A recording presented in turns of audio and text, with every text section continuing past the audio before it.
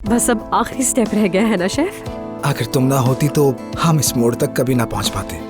आ जाओ, आज तो मैं बहुत ज्यादा खुश हूँ। हमने बहुत जबरदस्त काम किया है। शुक्रिया। मैं अभी आया।